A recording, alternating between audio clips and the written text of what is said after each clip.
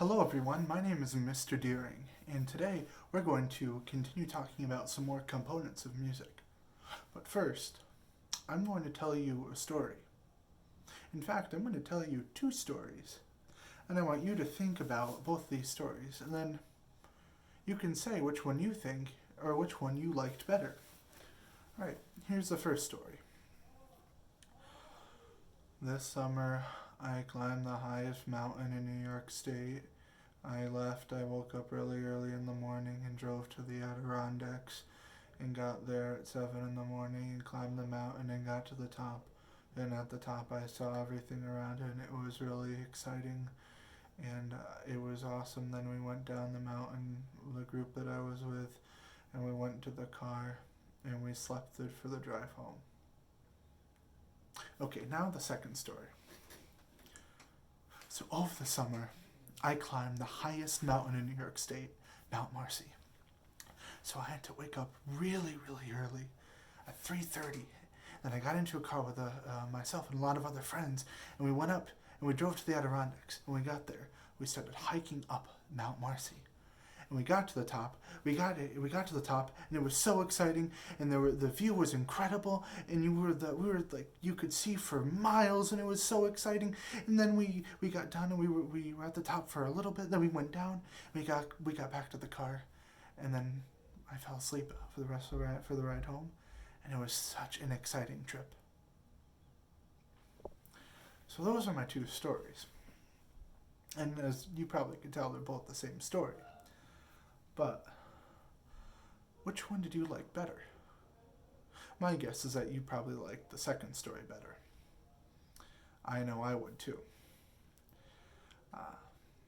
But why did you like the second story better?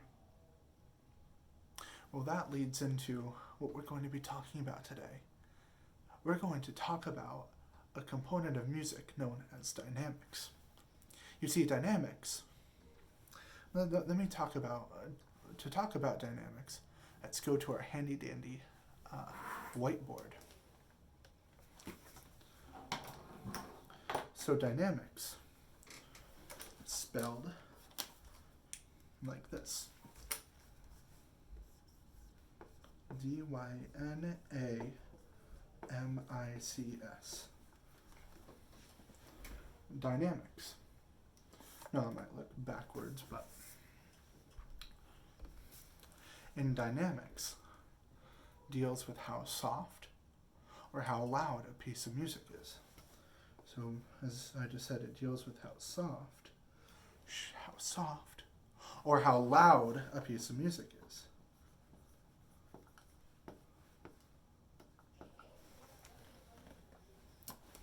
Soft versus loud.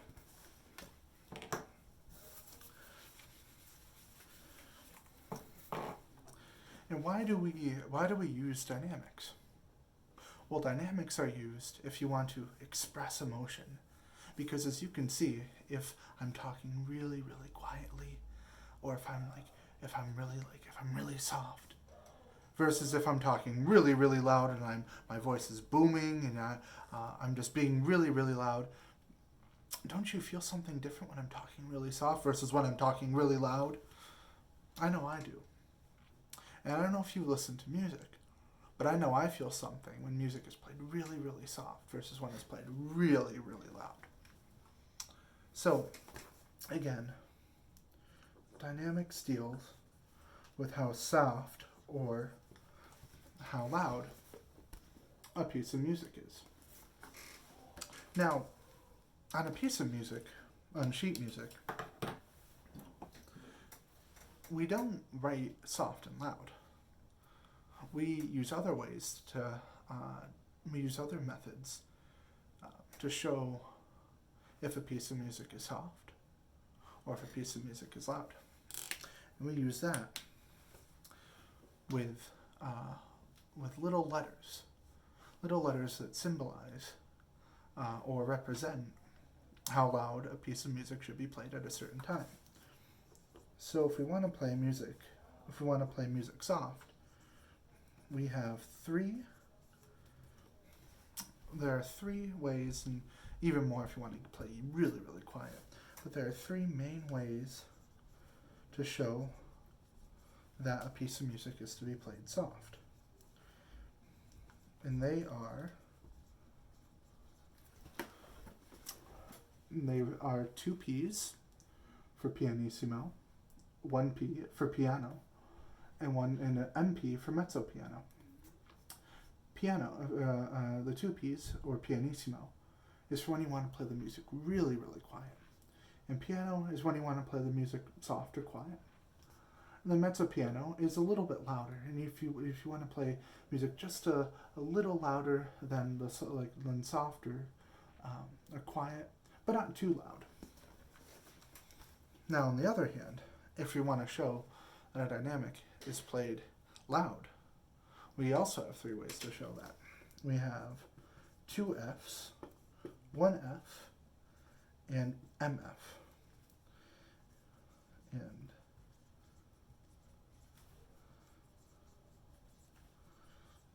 those represent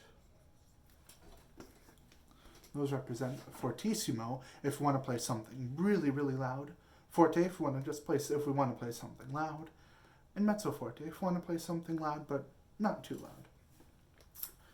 Now, as I said, dynamics are used to make music, to express different emotions or different feelings through the music. And while you already heard me say 2 stories, one that was very boring because I didn't use any dynamics, I didn't say anything soft or loud, and then one where I used a whole bunch, like where I was soft, I was quiet, then I got really loud. Same is true with music. Take this piece I'm going to play on my trombone.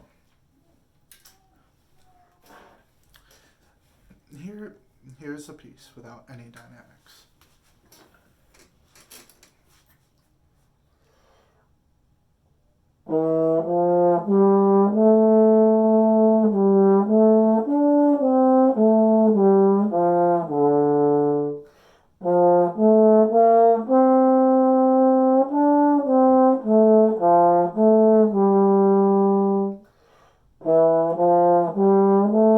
I'll stop there because I don't think I really want to listen for that too long. Just one constant dynamic. It's just, there's no change. The music doesn't really sound interesting. So another use of dynamics is that they can make the music sound interesting. So compare what I just played to this.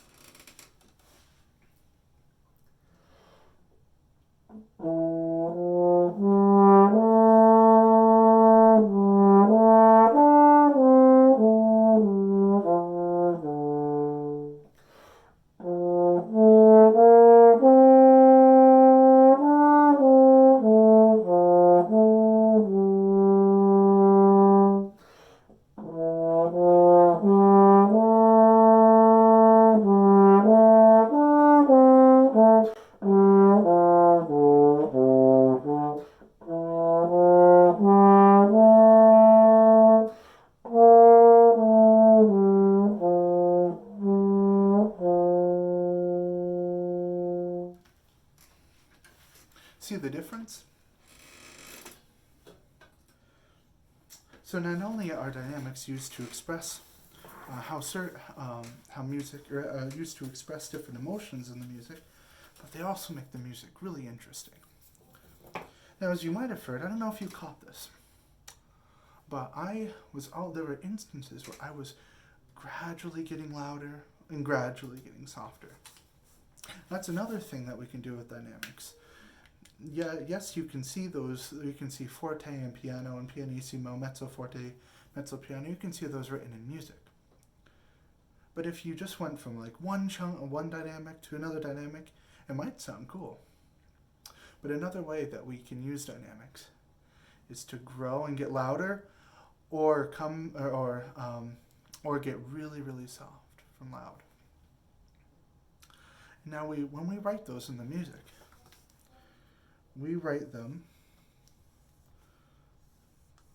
like this, so to look like sideways triangles.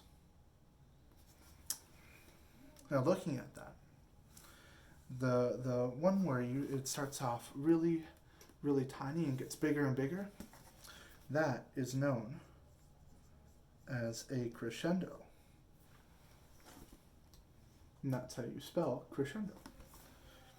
And now the other one, where you start out really, really big and get really, really small, that's known as a decrescendo or diminuendo. Now, using a decrescendo and a diminuendo, you can slowly grow, or you can grow from a soft dynamic and you can get really, really loud, or if you want a decrescendo, you can start at a loud dynamic and get really, really soft. So I want all of us to practice that together. If you happen to have an instrument near you, or you can sing along with me, I'm going to play the concert B flat scale.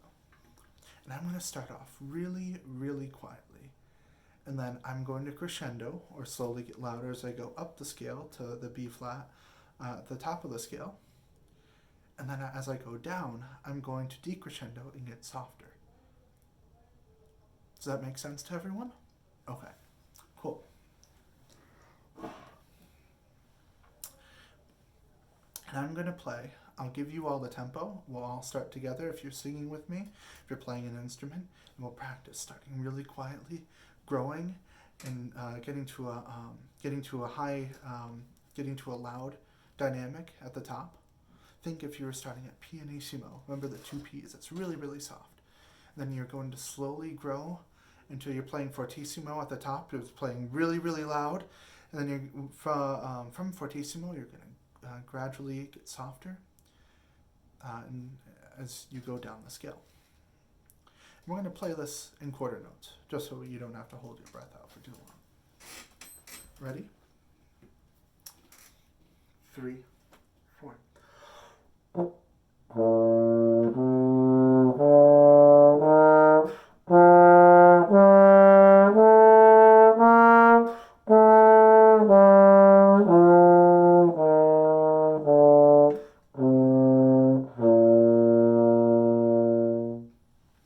Let's do that one more time, okay? Ready?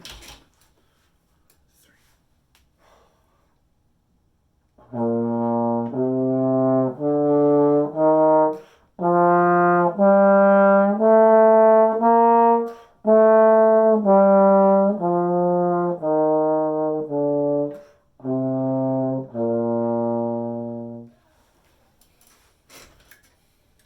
So we just practiced playing dynamics. And if you think about it, when you see, now that you have practiced playing dynamics, when you see a piano, or when you see a P or a forte and F in your music while you're playing, you know how to play louder. You've just practiced how to play loud and soft, and you can use that, and you know how that feels. So it'll be a little easier for you to play that when you see that in the music. Now, another thing that I like to do with dynamics is dance. I don't know about you, but I love to dance. I may not be the best dancer by far, but I like to dance. And dancing is a way that we can show, how we can sort of feel what different dynamics feel like. So what I'm going to do, I'm going to play John Philip Sousa's The Stars and Stripes Forever. And as we listen to that, I want you to get up out of your chairs. We're all going to get up out of our chairs. And let me adjust my camera here. And we're going to dance. And when the music gets really soft, we're going to do your best soft dance. So that means you could either scrunch up into a little ball. You could get lower to the ground. And then when the music gets louder, you can sort of expand. You can just move around as much as you want. And we're going to feel like what soft and loud feel like in our bodies. All right. Let me start the music. All right. Ready to dance with me?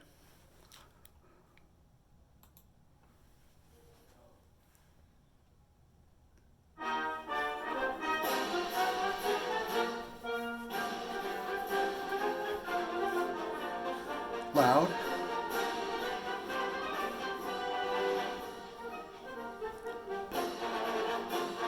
Soft. Loud. Loud again.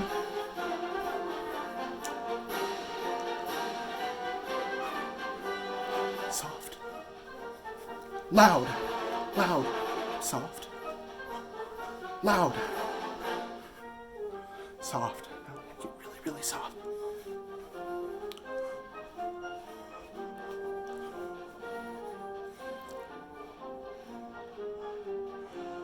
Get ready for loud.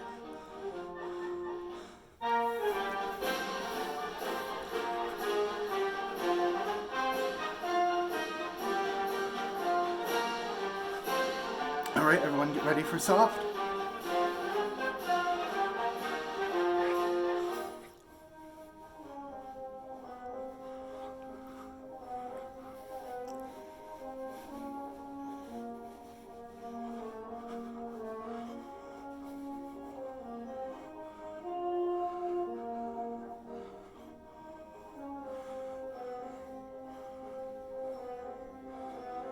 Get ready to get loud again.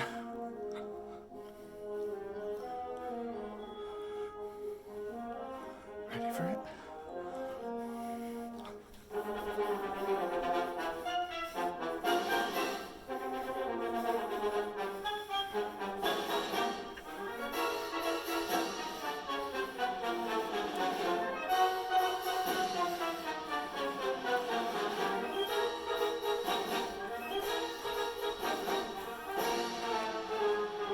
Get really soft.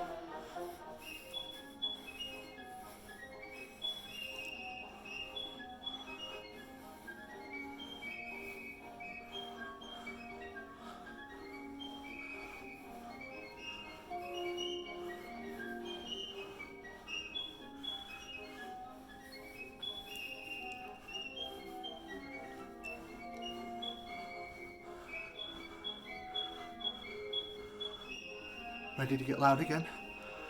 Ready?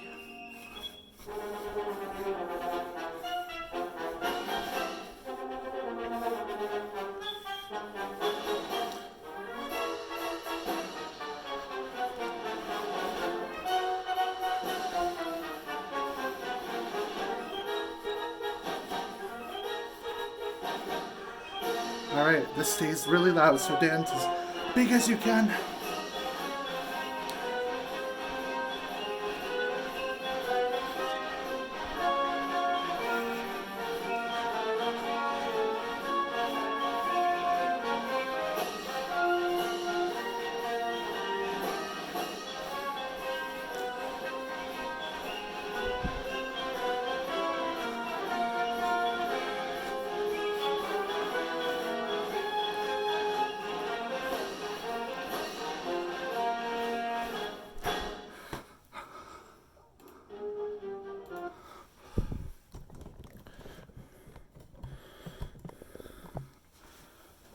Oh, great job, everyone.